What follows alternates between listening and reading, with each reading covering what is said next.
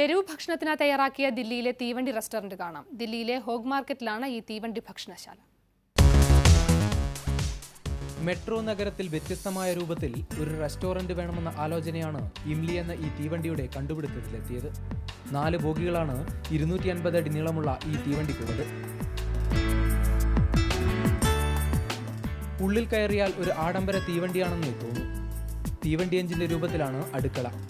Menu card കണ്ടാൽ ഭക്ഷണപ്രേമികൾ പിന്നെ തിരിച്ചുപോയെന്ന് വരില്ല.